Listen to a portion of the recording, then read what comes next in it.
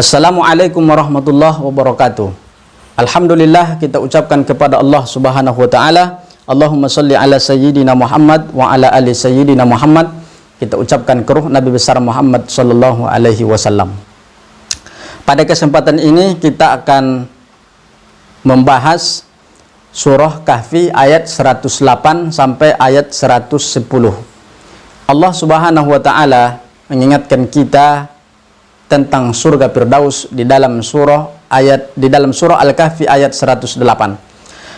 Innallazina amanu wa amilus solihat, sesungguhnya orang-orang yang beriman dan orang-orang yang beramal soleh, kanat lahum jannatul firdausi nuzula, tempat tinggal mereka adalah surga Firdaus. Bapak Ibu yang dimuliakan oleh Allah Subhanahu wa taala, kalau ada pertanyaan, di manakah tempat orang yang beriman dan beramal soleh nanti ketika sudah berbangkit?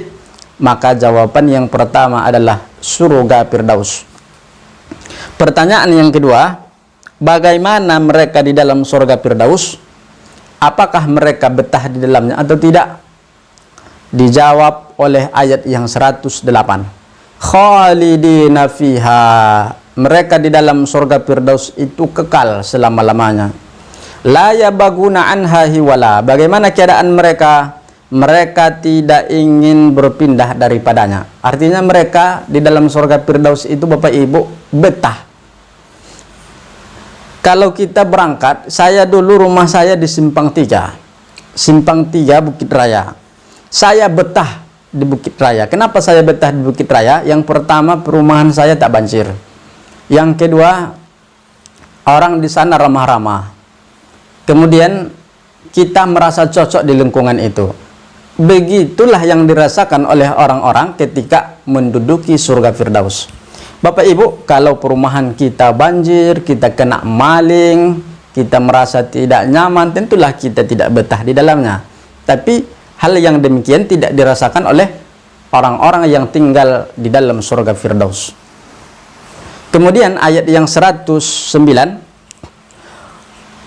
ini berbicara tentang bagaimana nikmat Allah Subhanahu wa taala yang Allah berikan kepada kita. Qul law kana al-bahru midadan li kalimati rabbi lanafidal bahru qabla an tanfada kalimatu rabbi walau ji'na bimithlihi madada. Qul, katakan ya Muhammad, kalau sekiranya lautan menjadi tinta untuk menulis kalimat-kalimat Rabbku, sungguh habislah lautan sebelum habis menulis kalimat-kalimat Rabbku. Walau ji'na bimithlihi madada, meskipun kami datangkan tambahan sebanyak itu pula. Bapak Ibu yang dimuliakan oleh Allah Subhanahu wa taala, kalaulah kita menulis kalimat-kalimat Allah maupun rezeki yang Allah berikan kepada kita, yang sudah kita makan, yang sedang kita makan, maka lautan yang menjadi tinta tadi untuk menulis nikmat yang sudah kita makan, lautan itu akan kering. Walaupun Allah tambah satu lautan lagi, maka lautan itu juga akan kering.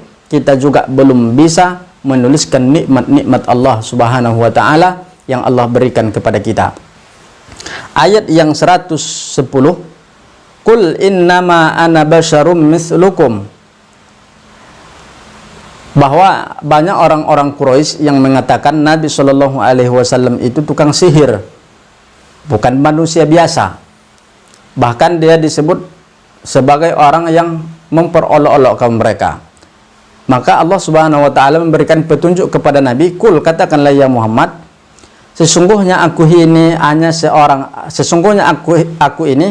hanyalah seorang manusia seperti kamu.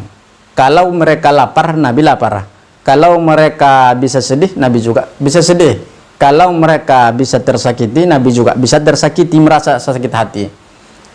Aku ini hanya seorang manusia yang seperti kamu.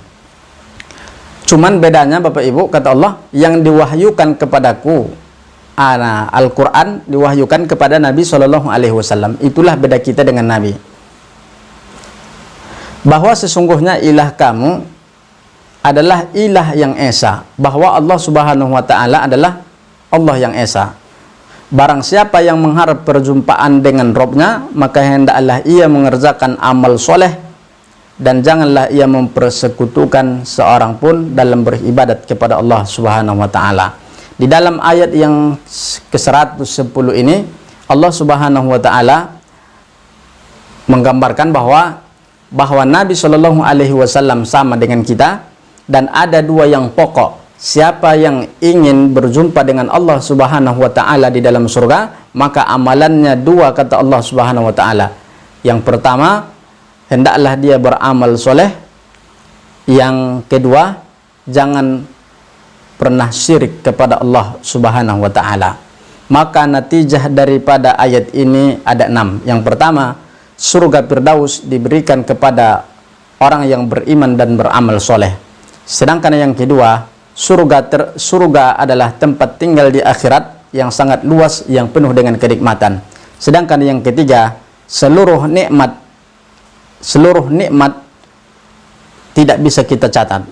Yang keempat, semakin tinggi ilmu manusia, maka ia akan semakin menyadari betapa luasnya ketidaktahuan yang ada pada dirinya. Sedangkan yang kelima adalah mengharap surga haruslah dengan amal soleh. Yang keenam, nikmat yang paling tinggi di dalam surga ketika kita berjumpa langsung dengan Allah Subhanahu wa taala. Demikian, terima kasih. Assalamualaikum warahmatullahi wabarakatuh.